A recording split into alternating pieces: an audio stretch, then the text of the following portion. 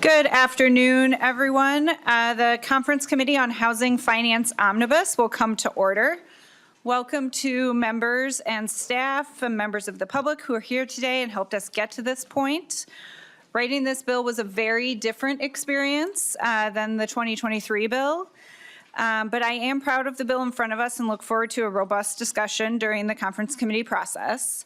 We have a light agenda today. Nonpartisan staff will do a walkthrough of the spreadsheet and side-by-sides, and then we'll take public testimony. To kick off member, staff, and introductions, I will turn it over to my co-chairs for brief comments and to introduce themselves. I guess I should say I am Chair Lindsay Port. I chair the Senate Housing Finance Committee. And I represent Burnsville and Savage in District 55. Chair Igo. Thank you, Chair.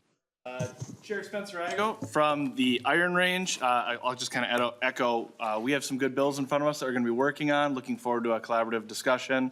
And we should be able to land on something good. Now we can just hope for targets. We had white smoke for a Pope. Can we get white smoke for a budget target, please? Chair Howard. Thank you, Chair Igo. Mike Howard, co-chair of the Housing Committee in the House, and would just echo that I think that this is going to be a conference committee that is ready to get to work and pulling in the same direction. And I look forward to our work and ultimately a really strong housing bill that we're able to pass.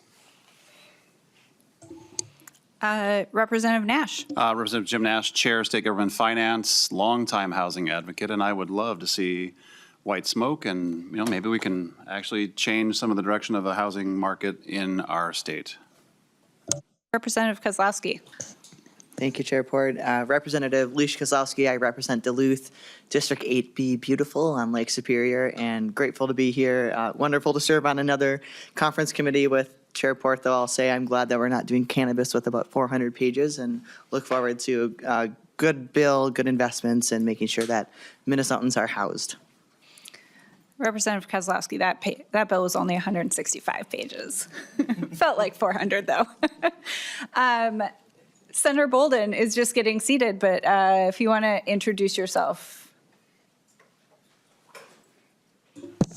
Happy to. Apologies for my tardiness. Senator Bolden, I represent District 25, which is Rochester and areas north, and I am the vice chair of the Senate Housing and Homelessness Prevention Committee. Very happy to be here. Thank you. And then if we can just have staff quickly introduce yourself, starting with Mr. Olofson. Eric Olofson's nonpartisan fiscal staff for the Senate Housing Committee. Laura Pacher, legislative analyst for the Senate Housing Committee. CJ Larson, committee legislative assistant for the Senate Housing Committee. Courtney Schaaf, committee administrator for the Senate. Garrick Spenwin, I am the committee administrator for the GOP caucus in the House of Representatives. Benji Brinks, committee administrator for the House DFL caucus. Justin Cope, House Research. Katrina Highmark, House Fiscal. Thank you. We will turn to the walkthrough, and Mr. Olofson, I think you're going to start with the spreadsheet. Thank you, Madam Chair. Again, for the record, Eric Olofson, Senate Fiscal for the Housing Committee. In your packets, you should have a 4-page spreadsheet, roughly. Top left corner, Housing Omnibus, parentheses, SF2298 dash Conference Committee. Top right corner, timestamp of 4:36 p.m. Just to orient you to the spreadsheet, column A includes the different appropriation items. Column B is where the funds come from. Column C includes the 24 to 25, the current biennium appropriation amounts according to the February 2025 forecasts for that biennium. What I'll focus on is columns D through K, D through L, which is the Senate position. My counterpart, Ms. Highmark, will focus on columns M through U, which is the House position. Pages 1 and 2 of the spreadsheet basically walk through the bill in detailed format, but Ms. Highmark and I will walk through page 3, which is just the change items from base for each of the respective positions. So just to orient you, the Senate position, the Senate budget, general fund budget targets for fiscal years 25 through 27 was a net additional spend of $3 million from the general fund. And then for the tails 28 through 29 was additional spending of $1 million from the general fund, and the Senate position does meet those budget targets. So to walk through the change items for the Senate position, starting on line 74 of the spreadsheet, for Greater Minnesota Housing Infrastructure Grants, there's an additional $2 million in the 26-27 biennium, and an additional $1 million from the general fund in the 28-29 biennium. Moving on down to line 77 for FHPAP, there's additional spending in additional one-time bump in FY 2026 of $10.15 million from the general fund. Moving on down to line 80 for the community-based first-generation homebuyer down payment assistance program functions through MMCDC. There's additional spending of $2 million from the general fund in FY26. And then it's added to the base beginning at FY28 for a total of $900,000 of additional spending in the 28-29 biennium. On line 83, you see a savings in FY25 of $10 million to the general fund from a cancellation of the community's, the single-family housing for naturally occurring affordable housing, or NOAA, within the community stabilization program. So that's a savings of one-time savings of $10 million to the general fund. So just for the total amounts for the Housing Finance Agency for the Senate position, that's on line 91. You see the savings of $10 million in FY25, and then additional spending of $14.15 million to the general fund in 26-27, and $1.9 million in 28-29. On line 94, there's a one-time spending of $200,000 from the general fund to the Legislative Coordinating Commission for a task force on homeowners and commercial property insurance of $200,000. The House carries this funding provision in their Commerce Omnibus bill, so there's a slight difference there. Moving on down to line 98 for a repeal, there's a repeal of the transfer to the housing support account.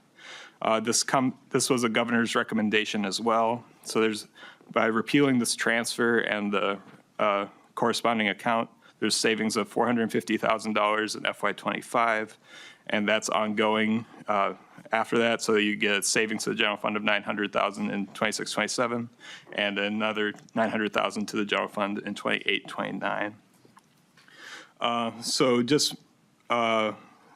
So on line 104 for the total change items combining FY 2025, when you combine the savings of $10.45 million with additional spending of $13.45 million, you see the net additional spend to the general fund of $3 million in for fiscal years 25 through 27, and $1 million in 28-29, which meets our budget targets. One other thing I just want to point on line 108, the Senate Judiciary and Public Safety Omnibus Bill, or House File 2432, first unofficial engrossment, includes a contingent proportional reduction to the Housing Omnibus Budget Bill's appropriations to the Minnesota Housing Finance Agency of $66.5 million, and then a corresponding contingent appropriation of $66.5 million to reimburse landlords during an eviction moratorium for tenants with Section 8 rental vouchers. And then there are two other provisions within Article 1 that I just want to point out on the side-by-sides. On R1 of the side-by-side, the Senate position includes notwithstands Minnesota Statute 16B.98, subdivision 14, and says the commissioner of the Housing Finance Agency can't use any of the total appropriation for administrative costs. And then on page R8, the Senate includes the governor's language for transfer of funds for housing production. This is within subdivision 20. And with that concludes my walkthrough, and I'll hand it over to Ms. Highmark to walk through the House position. Ms. Highmark. Madam Chair and members of the committee, again, Katrina Highmark, House Fiscal Analysis. I'm going to start with the House position on line 70 within the development and redevelopment programs within the Minnesota Housing Finance Agency. The Economic Development and Housing Challenge Program, also known as Challenge, receives a $10 million appropriation in fiscal 26. The Workforce Housing Development Program also receives a $10 million appropriation in fiscal 26. The Manufactured Home Park Infrastructure Grants Program receives a $2 million one-time appropriation in fiscal 26. The Workforce Homeownership Program receives a $3 million appropriation in fiscal '26, and the Greater Minnesota Housing Infrastructure Grants Program receives a $20 million in fiscal '26. All of these appropriations are one-time. Moving on to line 77 is the Family Homeless Prevention and Assistance Program, FHPAP. Fiscal '26, this program receives a $30.15 million appropriation. Starting in fiscal '27, there is an ongoing appropriation to the FHPAP program of $450,000. This results in a $30.6 million appropriation in fiscal '26 and '27, and a $900,000 appropriation in fiscal '28 and '29. Jumping down to line 86, there's a $500,000 one-time appropriation for the statewide tenant education and hotline service. Line 86 has a task force to be managed by Minnesota Housing Finance Agency on accessible housing. This receives a $150,000 appropriation in fiscal '26, which is one time. Line 88 also has a $100,000 one-time appropriation in fiscal '26 for policies to stabilize affordable housing. This results in total change items for the Housing Finance Agency on line 91 of $76.35 million in fiscal '26 and '27, and $900,000 in fiscal '28 and '29. Similar to the Senate provision, there's the repeal of the transfer to the housing support account. That was also, as my colleague Mr. Olofsson mentioned, in the governor's recommendations. Line 99, starting in fiscal '28, is a payment for the debt service obligations for $100 million of housing infrastructure bonds. This would increase to $5.6 million in fiscal '29 for a total fiscal impact of $7.6 million in fiscal '28 and '29. Moving on to line 102, the total change items in the fiscal '26 and '27 biennium for the House position is $75.45 million and $7.6 million in fiscal '28 and '29. Combining that fiscal '26 and '27 total with the cancellation from fiscal '25, the House does reach its $75 million target in fiscal '26 and '27, and its $7.6 million target in fiscal '28 and '29. And with that, Madam Chair, that completes my overview of the spreadsheet. Thank you. Ms. Painter, you want to start us through the side-by-sides? Madam Chair and members, I'll take us through the policy articles, starting on page R10 of the side-by-side. Pages R10 to R12, there's a Senate-only provision. It's section 1. Requires the Housing Finance Agency to include tax credit and notice requirement information in its annual letter to manufactured home park owners. On page R12, there are provisions that are the same. It's section 2 in the Senate and section 1 in the House. It adds counties and cities that allocate low-income housing tax credits to the section relating to wage theft prevention and use of responsible contractors, and it makes a technical correction. Page R2, there's two sections that are the same, section 3 in the Senate and section 1 in the House. Adds a requirement for the Housing Finance Agency to submit an annual report on the financial stability of the affordable housing industry. On page R3, there are similar provisions. Section 4 in the Senate and Section 2 in the House requires the Housing Finance Agency to convene an annual meeting to discuss affordable housing issues with cities and counties with high levels of cost-burdened households. On page R13, there's a House-only provision. Section 2 requires the Housing Finance Agency to publish information on the rights and responsibilities of landlords and residential tenants, and to provide a link or a copy of the Attorney General's landlord-tenant publication. On pages R13 and R14, there's a House-only provision, Section 3. It replaces the annual eligibility recertification for the State Rental Assistance Program with an annual income recertification for the purpose of determining the amount of rental assistance.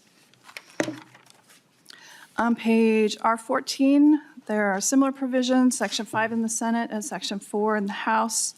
allows the Housing Finance Agency to use a formula to determine award amounts for the rent assistance program and to redistribute unused funds among program administrators. On pages R14 and R15 is a Senate-only provision, Section 6.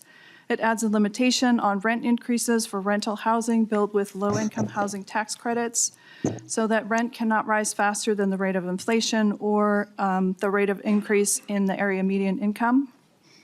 On page R15, there's a Senate-only provision, Section 7, expands eligibility for the Economic Development and Housing Challenge Program by adding contract alternative and tribal contract schools. On page R15, there are provisions that are different. Section 8 is the Senate, and Section 5 is the House. They both modify qualifying entities for the Economic Development and Housing Challenge Program. The Senate language allows contract alternative and tribal contract schools to qualify, and the House language allows nonprofit organizations contracted by a school to qualify. On pages R15 to R17, there's a House-only provision, Section 6. It allows the use of housing infrastructure bond proceeds on adaptive reuse for the development of both supportive housing and very low-income housing. On pages R17 to R19, there's a Senate-only provision, Section 9, clarifies that officers for the purpose of disqualifying a business do not include individuals serving as volunteer nonprofit board members for the purposes of determining eligibility for the Minnesota Housing Tax Credit Contribution grants and loans.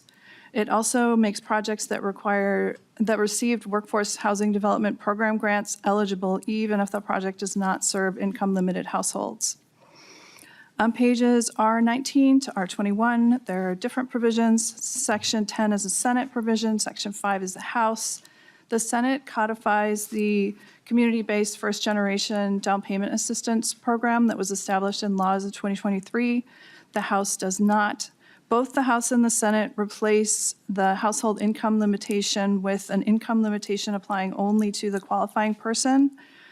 Both bills increase the maximum assistance caps beginning in fiscal year 2027. The Senate also modifies reporting requirements for that program. On page R21 is a Senate-only provision. Section 11 allows a property owner to record the discharge of a restricted covenant related to a protected class at no cost. Pages R21 to R23 is another Senate-only provision, Section 12. And it states that counties may not charge for recording the discharge of a restricted covenant related to a protected class. On pages R23 to 24, there are some provisions that are the same. Section 13 in the Senate bill and Section 4 in the House bill. They both modify appropriation for community-based first-generation homebuyers down payment assistance program, removing the requirement that funds recaptured be remitted to the Housing Finance Agency. On page R24, there are provisions that are the same. Section 14 is the Senate, Section 10 is the House. They modify local housing trust fund grants to require a grantee to use the funds within 5 years. In pages R24 to R25, there are provisions that are the same. Section 15 is the Senate provision, Section 11 is the House provision. They amend the high-rise sprinkler system grant program to allow loans and also amend the definition of eligible building to include those 7 stories or more and those serving households at or below 60% of the area median income. And I believe Mr. Cope's going to go through the rest. Madam Chair, members, Justin Cope, House Research. Running from R25 to R26 of the side-by-side, Section 16 on the Senate side and Section 6 on the House side have similar provisions that would require the Commissioner of MHFA to develop a policy framework for targeted stabilization of regulated affordable housing and to report on that framework to its Board of Directors and to the Legislature. Section 17 on R26 is a Senate-only provision that would allow the Commissioner of the MHFA to convene regular meetings of public funders and affordable housing stakeholders. R26 is a Section 7 is a House-only provision that would allow housing and redevelopment authorities to establish local housing trust funds. Running from R26 to R27, Section 8 is a house-only provision. Sections 8 and 9 are house-only provisions that would require that income generated from a local affordable housing aid or a statewide affordable housing aid project be used on an eligible expenditure of the respective housing aid. Running from R28 to R31 is a house-only article. And this article would allow housing and redevelopment authorities to establish public corporations for the purposes of participating in the federal rental assistance demonstration program and also in MHFA's publicly owned housing program.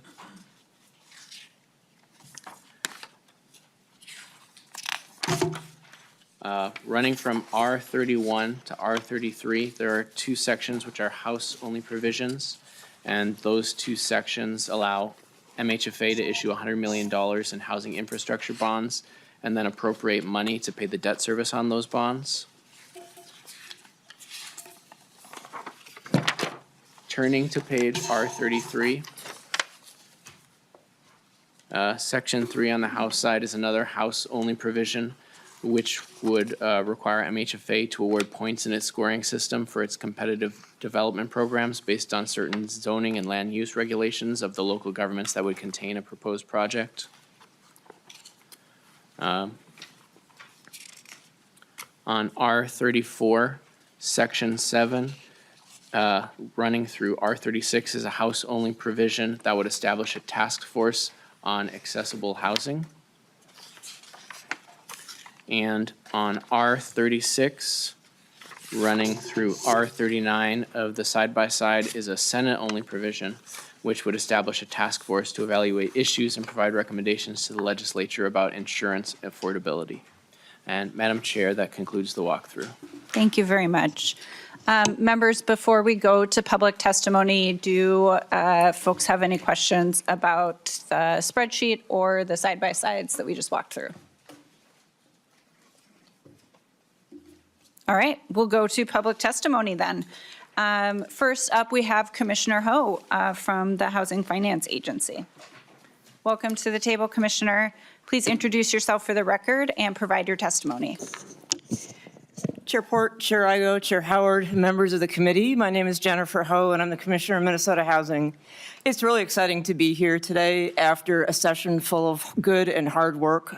Anybody who's been paying attention knows that this committee, on both the House and Senate side and now Conference Committee, knows how very much you care about improving the housing situation of all Minnesotans and how well you've represented that this is truly a statewide challenge, one that impacts every district in the state.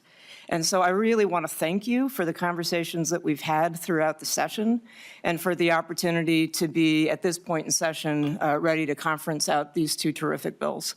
I know that we are all waiting for the global targets, but I think that there's important things that we've done in words as well, and really looking forward to having an opportunity to work that out.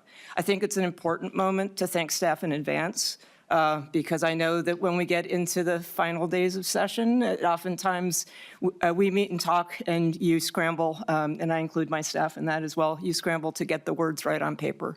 I have confidence that if we get targets, we will produce a solid bill that we can all be proud of. So thank you so much for the work that you've done throughout the session to produce good bills that are going to allow us to have a great final product. And I'll keep it short because I know you have lots of others to hear from today. Thank you, Commissioner. Does anyone have questions for the Commissioner before we let her go? All right. My staff is here. I need to step away, but they'll be available if needed. Thank you very much. Next, we have Assistant Commissioner Hassemer from the MMB.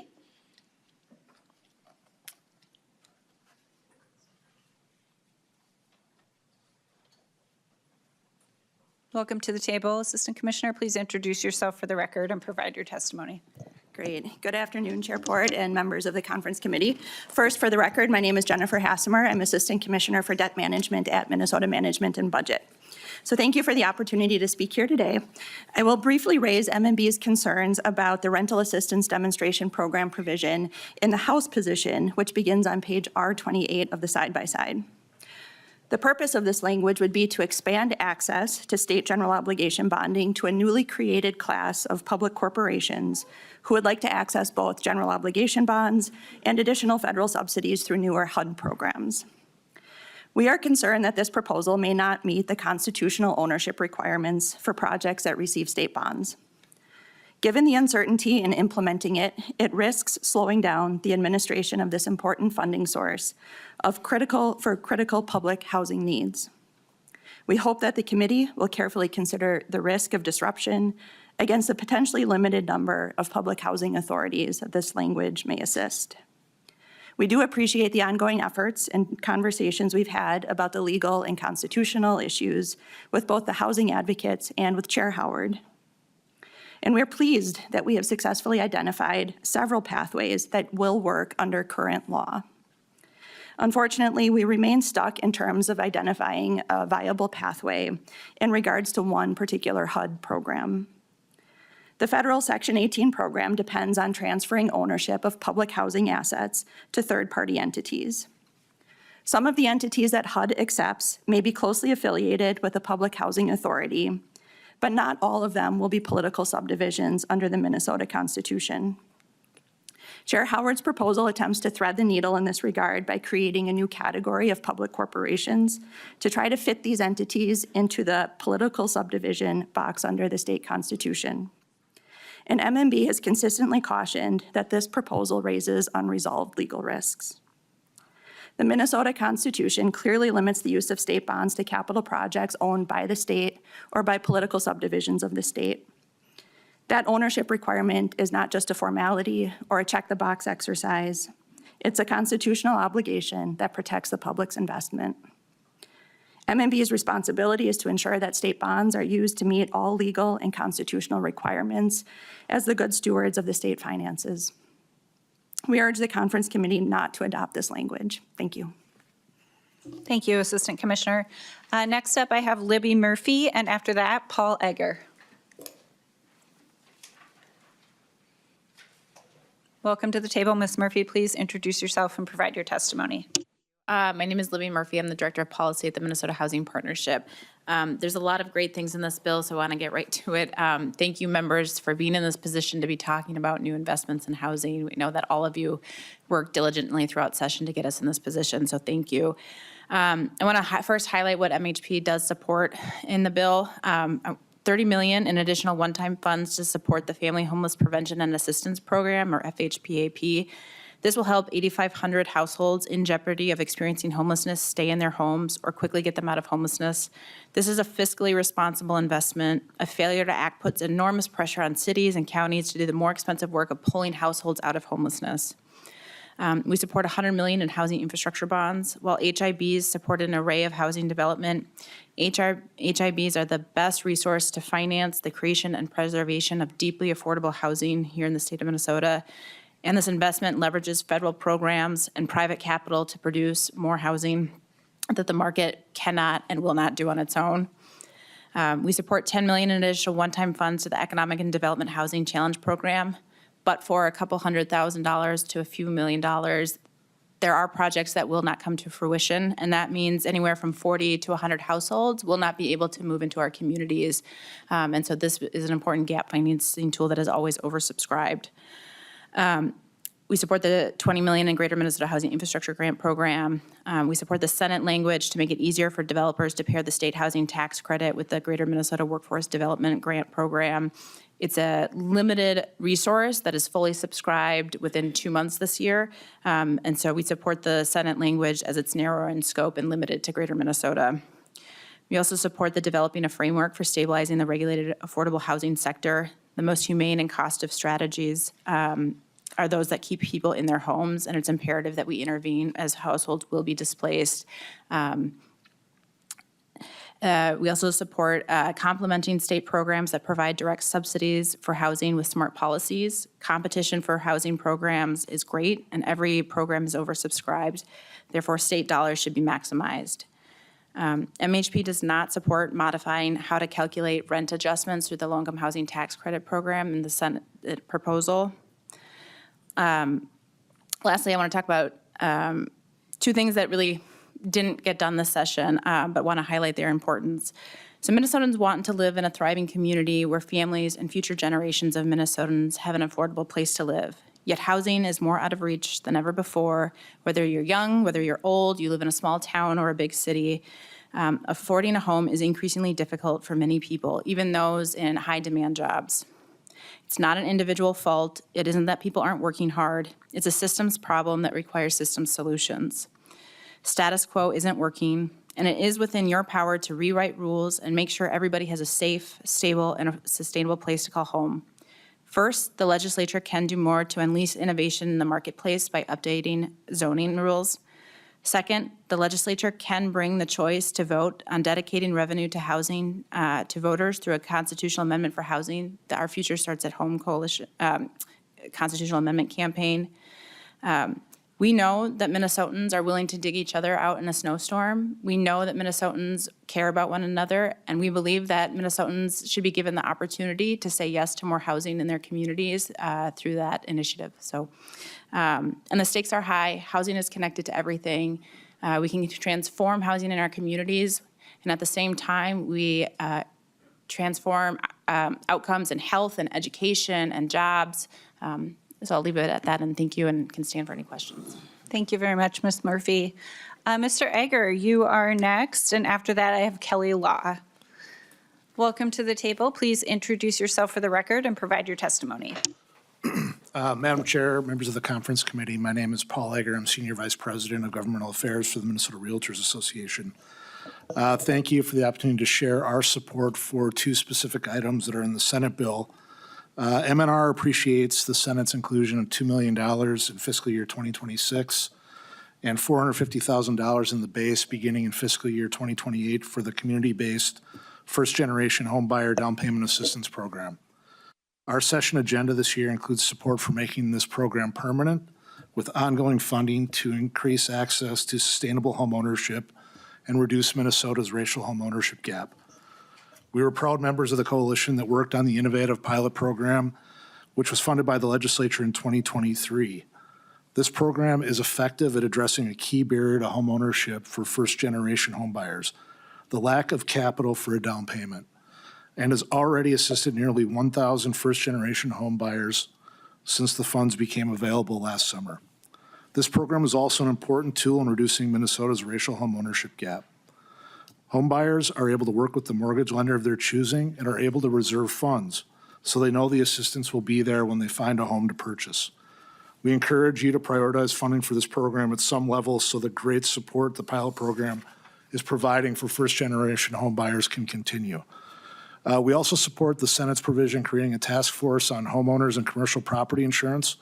And as was mentioned by staff at the beginning, this provision also passed the House and is being carried in the House Omnibus Commerce Budget Bill.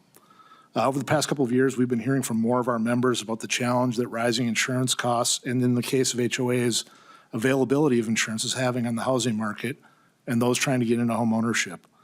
Alongside the limited supply of housing that is driving up costs and higher mortgage rates, the rising costs of insurance and property taxes are also contributing to the growing financial pressure on home ownership. Our research director actually put together some data earlier this year that showed in 2024 the monthly principal interest, taxes, and insurance, or PITI payment on a median priced home in Minnesota was $2,551. Insurance costs are contributing to that upward pressure on homeowner budgets. So we encourage you to find a way to make this task force happen so that we can examine those costs moving forward. Thank you, Madam Chair and conferees.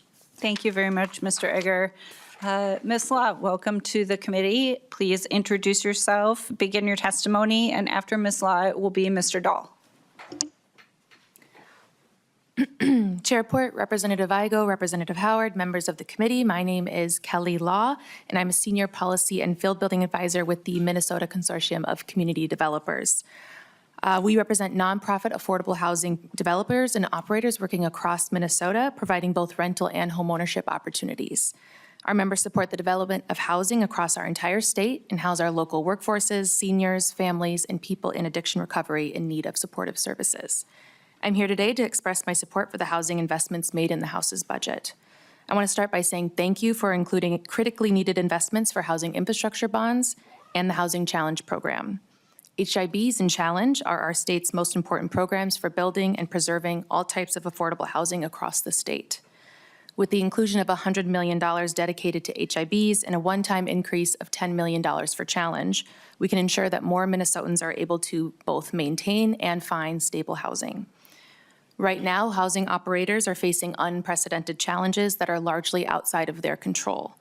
These include unparalleled increases in operating costs and rental arrears, significant challenges with public safety, and dramatic changes to property insurance costs and coverage.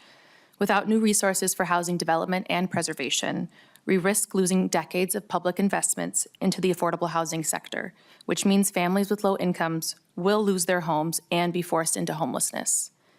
We have also been advocating this session to establish a task force on homeowners and commercial property insurance, and we will be working closely with the Commerce Conference Committee to see that that gets done. We are also supportive of the investments made in FHPAP, the Workforce and Affordable Homeownership Program, and the Greater Minnesota Development Programs. With your support of these programs and authorizing new housing infrastructure bonds this session, which I cannot overemphasize, we can address Minnesota's housing shortfall, signal to developers that funds are available for new affordable housing projects, and get more people into stable housing. Thank you all for your exemplary work on housing this session, and thank you for the opportunity to testify. Thank you, Ms. Law. Mr. Dahl, welcome to the committee. Please introduce yourself, present your testimony, and after that will be Jeru Gobazi. Good afternoon. My name is Michael Dahl, and I'm the Public Policy Director at Homeline. Homeline is a statewide tenant advocacy organization that provides free and confidential legal services, hotline services available to any renter in the state. We also offer a variety of tenant and landlord education programs. I'd like to begin to ask that we all do our work to get leadership to lean more towards the House position of $75 million target for this committee. And also want to express our support for the additional resources that we can provide for family homeless prevention, especially as it pertains to keeping people housed and not getting evicted from their homes. I also want to thank the House for the House position of $500,000 in one-time funding for the statewide tenant education and hotline services. Specifically, thank you, Representative Kozlowski, for championing the hotline position. Homeline believes that just like MHFA resources are allocated towards workforce housing, first-time homebuyer education, homelessness prevention, and other areas, the state should also dedicate resources to educating legal services for Minnesota's renters. If the legislature allocates funding for this purpose, Homeline intends to apply, given our history. For the past several years, it's been the busiest years in Homeline's existence, where we've had over 20,000 people contact our hotline, serving tenants in all 87 counties across the state, with topics ranging from repairs, evictions, deposits, privacy notices to vacate, lease renewals, and more. Given the demand, maintaining response times that clients expect is challenging, especially for those facing a housing crisis, when time is crucial. Homeline does not advertise its services. We don't need to. In addition to referrals from other service providers, many local and county government programs send distressed renters our way to serve their clients. Yet no local or county government provides resources we need to serve the community. Aside from a few metro counties and cities, the direct support we work for our work, we depend on private foundations and contributions to help cover most communities, including in Greater Minnesota. Still, a gap remains. The House decision to include $500,000 in one-time funding, if we were awarded the funds, would help fill this gap. Thank you again, and for the opportunity to testify. Thank you, Mr. Dahl. Welcome to the committee, Ms. Gobezi. Please introduce yourself, provide your testimony, and up next will be Emily Stewart and then Melissa Taphorn. Thank you. My name's Drew Gobese, and I'm with Habitat for Humanity of Minnesota. Thank you, Chair Port, Chair Igo, and members of the Conference Committee for the opportunity to share feedback on provisions in the housing bill. Habitat for Humanity of Minnesota also wants to share just our deep gratitude for all the chairs and their committees for the work done this session. on these bills and on your work to reduce barriers to building more homes. As leadership and committee work together to address funding needs across the continuum, we urge the committee to include provisions that would invest in our proven pipelines and advance housing policy, along with investments in housing infrastructure bonds and challenge program. Habitat Minnesota is grateful for the following House provisions. The $3 million in workforce and affordable homeownership development program. Minnesota continues to face a substantial housing shortfall as housing production struggles to keep up with demand. And this is really a proven pipeline that meets local housing needs that are not adequately addressed by other initiatives. And then the $20 million in the Greater Minnesota Housing Infrastructure Grant Program. Housing isn't, of course, as you know, an ongoing need, and every project requires public infrastructure, which is costly and often a barrier to building housing in rural communities. And then we urge the committee to also include critical provisions from the Senate, the $2 million in first-generation down payment assistance for home buyers whose parents have never owned a home or lost their home due to foreclosure. This community-based program has really helped homeowners achieve home buyers achieve homeownership, and we're grateful for that this critical program has been recommended in the base. And then finally, we support establishing a task force on homeowners and commercial property insurance. The increasing cost of insurance has become an alarming burden, with Minnesota homeowners paying 38% more for homeowner insurance than the national average. Thank you for the opportunity provide this feedback. Habitat Minnesota looks forward to continuing to partner on these resources and ensure everyone is able to have their own home. Thanks. Thank you. Emily Stewart, and after that, Melissa Taphorn, and then Jason Urbanchik. Welcome to the committee. Please introduce yourself and present your testimony. Thank you. Good afternoon, Chair Port, Chair Igo, Chair Howard, and members of the conference committee. My name is Emily Stewart, and I'm an Associate Director at North Country Cooperative Foundation. I'm here to share the real impact of housing investments and the urgent need to build on them. Just last month, I should first say I represent manufactured housing when I'm up here. So when I talk about housing, I want to talk specifically about that asset class. So just last month, we closed on the Rash Ranch Cooperative, a manufactured home community in Zumbrota, Minnesota, which is now a resident-owned and permanently affordable community. The success was made possible by your $10 million direct appropriation last session and the new unsolicited notice of sale law. CLF was, our organization has a lending arm, CLF, and we are able to act as a first position lender, something that we've never done before, deploying $2.3 million and an additional $300,000 of deferred repayment, cutting rent increases nearly in half. To date, we have committed over $4 million to permanently preserve 254 home sites across 4 Minnesota communities, and we have more communities ready to go. But we're facing 2 big challenges. First, Minnesota Housing has been a key financing partner, offering first mortgage loans we paired with our subsidized debt. Changes at the agency means we've lost their partnership, forcing our organization to shoulder more of the financial burden. As a result, we are expecting to deploy all of our 2023 direct appropriation by the end of the year. So we're asking for additional capital to ensure resident ownership continues to be an achievable goal in Minnesota. Second, these communities are facing aging infrastructure, failing sewer, unsafe roads, inadequate drainage. That's where the Manufactured Home Community Redevelopment Program is critical. MHCR has funded over 30 major infrastructure projects, including 11 resident-owned communities, preserving more than 800 homes. But demand outpaces available funds. Only 21% of the 2024 requests were awarded.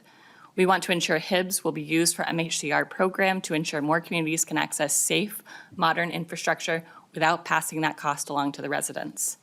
Lastly, I urge your support for the down payment assistance for manufactured homes who are often excluded from the traditional mortgage market. Paired with the NeighborWorks Home Partners' new mortgage program, first of its kind in the country, thanks to your support, this could open the door to homeownership for 150 families. Respectfully, we are the most cost-effective option when it comes to preserving affordable housing in the state. We know the funding is tight, but we do more with less, and this funding benefits not just residents, but also the larger community through attainable workforce housing and more money spent in community. Thank you for your time. Thank you very much. Ms. Taphorn, then Jason Urbanchek, and after that, Will Delaney. Please introduce yourself for the committee and present your testimony. Good afternoon, Chair Port and members of the Conference Committee. My name is Melissa Taphorn. I'm the Executive Director of the Washington County Community Development Agency and the Legislative Chair for Minnesota NARO, or National Association of Housing and Redevelopment Officials. And NARO represents 150 housing and redevelopment authorities, or HRAs, across the state of Minnesota. On behalf of our membership, I request inclusion of 3 policy items that are included in the House bill but not in the Senate bill. First, on page R13 of the side-by-side, we support a technical amendment to the state rental assistance program, which clarifies that program administrators will annually recertify participant income and the resulting rental assistance. We believe this edit was the intention of the original bill and follows the practice of federal rental assistance procedures. Second, on page R26, we support the simple amendment to explicitly include HRAs in the definition of local government eligible to create a local housing trust fund. This amendment streamlines the operations and the reporting of a local housing trust fund, as many cities and counties rely on their HRAs to conduct the activities of a trust fund, and HRA levies are the primary resource to fund those trust funds. This amendment is most impactful to those standalone and multi-county HRAs. And then third, on page R28, Minnesota NARO strongly supports the ability to create a public corporation that would be eligible for public housing rehabilitation dollars funded by state general obligation bonds. As HUD has urged housing authorities to transition their public housing to Section 8 platforms, we have been in conversation with MMB and Minnesota Housing for many years now to identify and understand how those transition paths do and do not align with bonding regulations and program requirements. This language that's included is responsive to those conversations and narrows the scope of eligibility to public housing being disposed to a public corporation fully owned, operated, and funded by the original housing authority. And then finally, we just want to lend our support to wherever you land on a budget target. Both bodies have increased the base funding, and we fully support that. Last week, the president released a budget that eliminates a number of housing programs and cuts the rest, including our Section 8 rental assistance programs, by 43%. And that is pushing the responsibility to states and local government. And last, I want to thank you all and all the committee members in both bodies for your leadership in providing concrete solutions to the housing issues faced across the entire state. Thank you again. Thank you, Ms. Taphorn. Welcome to the committee, Mr. Urbanchek. After Mr. Urbanchek will be Will Delaney and Rayanna Lee. Thank you. Good afternoon, Chair Igo, Chair Port, Chair Howard, and members of the committee.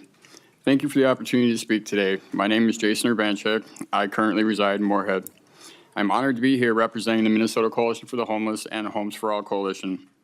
Come to this podium with a deep commitment to the belief that every Minnesotan deserves stable, safe, and affordable housing. The belief that is rooted in both our crucial work and my personal journey. I know firsthand the transformative power of stability. Today, I mark 6 years, 6 months, and 7 days of sobriety, a milestone that was possible only because I had a stable home. Housing isn't merely a roof over one's head. It is the bedrock upon which individuals can reclaim their dignity, rebuild their lives, and engage fully as active, contributing citizens. Excuse me. Stability has allowed me to grow and thrive in all aspects of my life, which in turn has made it possible for me to serve others by sharing my story and advocating for communities across our great state. Every day, families and seniors, homebuyers across Minnesota confront the harsh realities of unaffordable housing. The struggle to balance rent with essential needs like food, healthcare, or education is a story too familiar in our communities. These challenges extend far beyond statistics. They echo in the lives of our neighbors, friends, and fellow Minnesotans. When a family can barely meet the basic necessities of life, our entire community suffers. The initiatives supported in this bill reflect an understanding that robust investments in housing stability are investments in the future of Minnesota. Every effort to prevent homelessness, every measure to safeguard affordable housing, and every initiative to provide essential support services is a testament to awarding every individual the chance to succeed. When we support stable housing, we uplift entire communities, reducing the stress on our healthcare, education, and public service systems, and paving the way for increased prosperity and stronger neighborhoods. I stand here today not only as an advocate, but as living proof that stable housing saves lives. My own recovery and progress are evidence of what is possible when a person has a stable home. The foundation has enabled me to give back to my community and work every day to ensure that others can experience the same stability and life they deserve. The programs supported in the House and Senate bills reflect an understanding that robust investments in housing are needed. We also understand that the Senate received a limited target, so of course we would like to see the House's more robust funding advance because where we live impacts everything. Thank you for your time, your consideration, and your efforts to build Minnesota that stands the beacon of hope for opportunity for all. Thank you. Thank you very much for your testimony, and congratulations on 6.5 years. It's incredible. Thank you very much. Mr. Delaney, after that, Rayanna Lee, after that, Paul Veretti. Please introduce yourself and present your testimony. Hi, thank you, Chair Port, Chair Igo, Chair Howard, and committee members. My name is Will Delaney.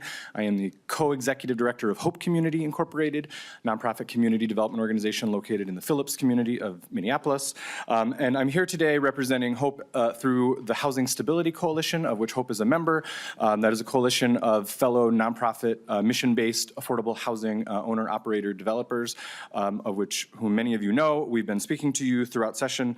And I'm here today to speak specifically to the regulatory relief provisions in the preservation plan or framework provisions in the bill before you. And I come here with kind of the unfortunate reality that it's not necessarily what we would like to be promoting, but it's where we are, where we need to be, because as you know, and you've heard others speak about, the rising costs, everything from insurance to operating costs have threatened the sustainability of regulated affordable housing in our state. We've seen drips and drabs of loss of affordable housing, including at Hope, where we lost a 25-unit building within the last couple of years. There's more that is threatened to be lost. And unfortunately, while the biggest thing we need is actually more money, more subsidy, more funds, we know that in the current environment, that's actually only likely to get worse, where we're likely to have less. So we feel as a coalition that the next best thing and the most important thing to do is to build off of the really important work of the Affordable Housing Task Force that you all commissioned last year, that completed its work early this year. And within that, we feel like we need to move to something that's more of a plan for how to deal in the best way with the unfortunate reality that when properties are threatened with their viability and their sustainability, it would be better to make some changes, make some relief possible so that they can continue to operate with some affordability rather than losing it completely either to market rate forces, to out-of-state venture capital type investors who are the types of folks who can frankly step in when the subsidized affordable housing providers can't operate a building. That could lead to just long-term loss and really reduce the great work we've done in the state to build up our affordable housing stock.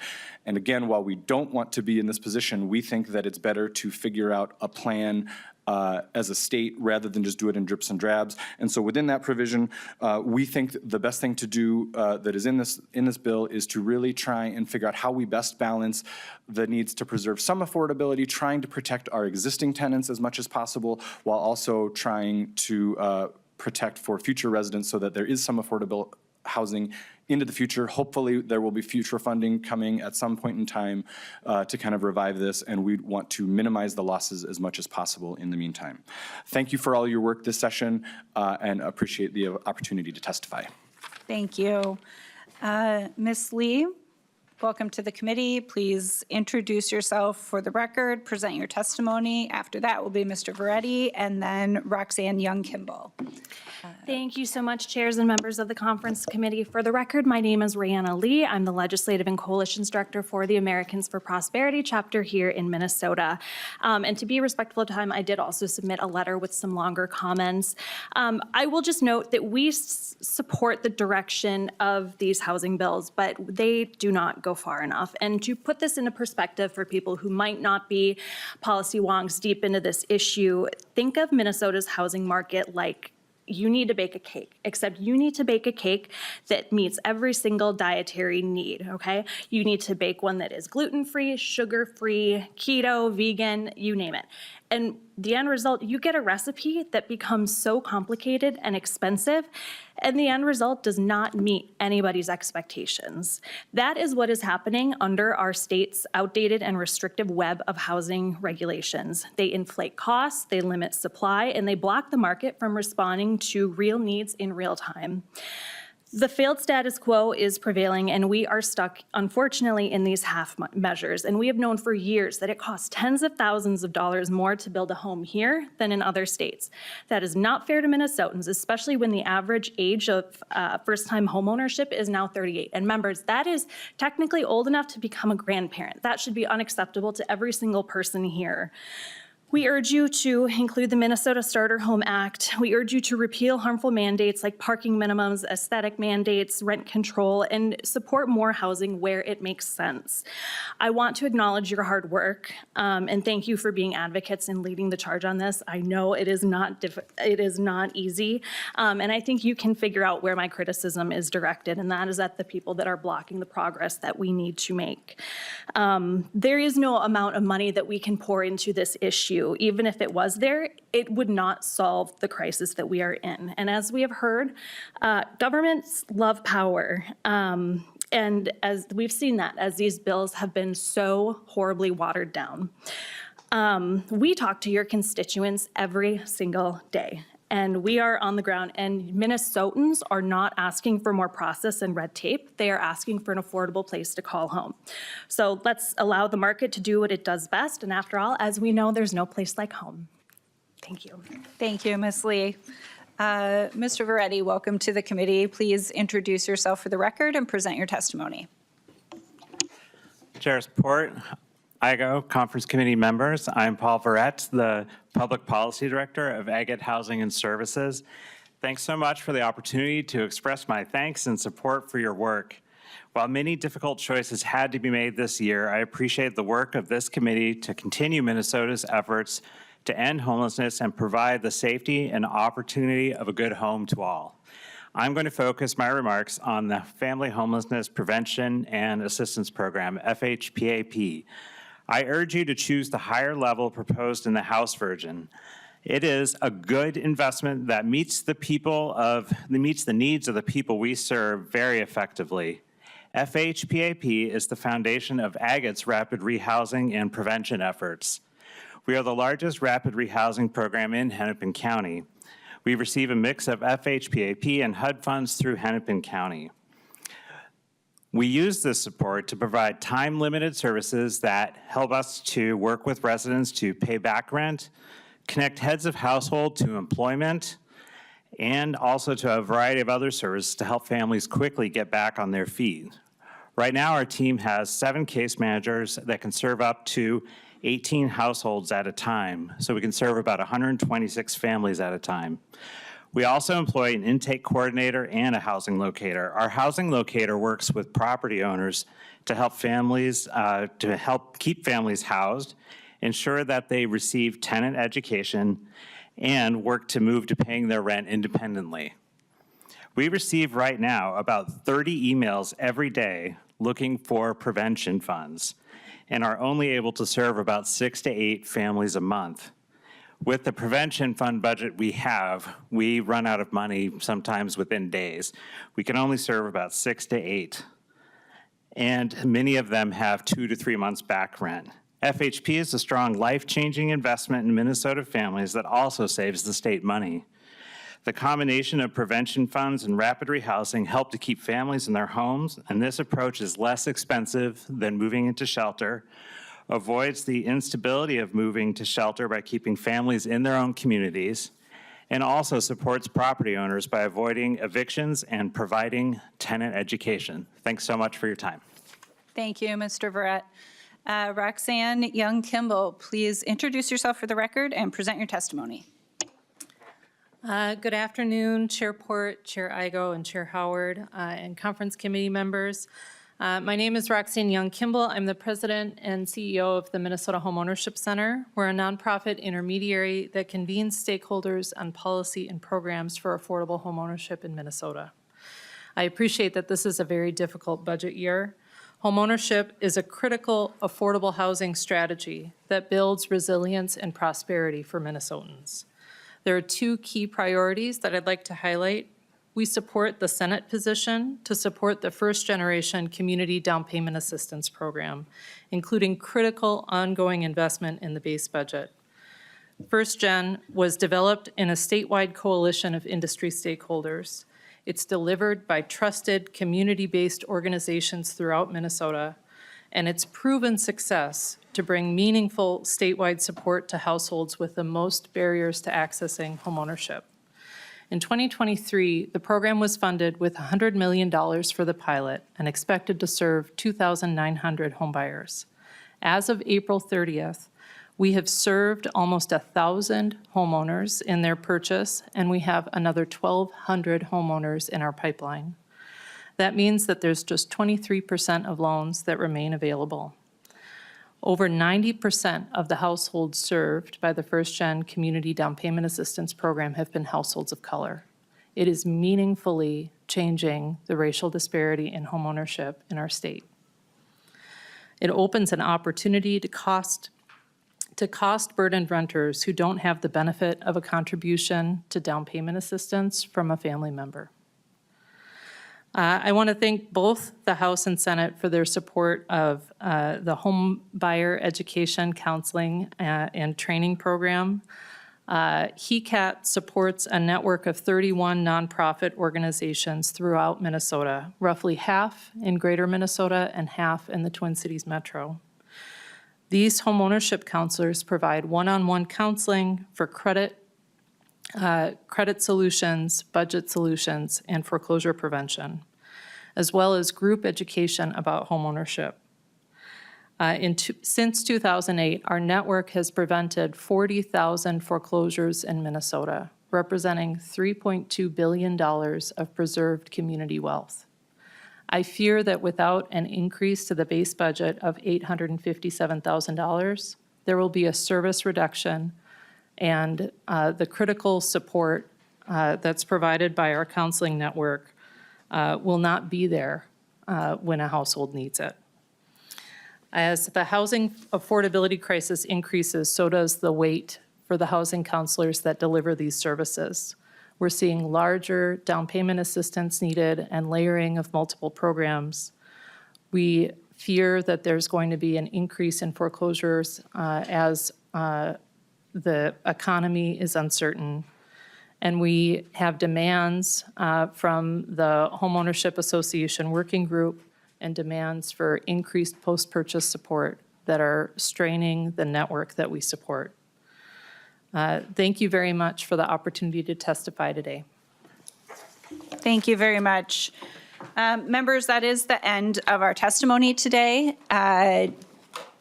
Just to sort of, I guess, preview out for you, we don't have another committee meeting scheduled at this point. I think you've heard today there's a lot of shared both policy and finance pieces in these bills. Really the only big difference is the target. So we need our global target in order to sort of take the next step. We will keep folks posted if you'll watch on the committee website. We will try to give 24 hours before posting before the next committee hearing to let folks know. Representative Nash? Thank you, Madam Chair. I believe there may be a couple of us on the House side that are on multiple conference committees. If you might, before you post, check to see what schedules look like. That would be greatly appreciated because we haven't figured out cloning just yet. Absolutely, Representative Nash. I am also on another one. So we will do our very best to work with folks' schedules, including staff who are covering multiple committees as well. But we will try to be as upfront and public as we can when we know when the next committee meeting will be scheduled. And with that, we are at the end of our agenda, and this meeting is adjourned.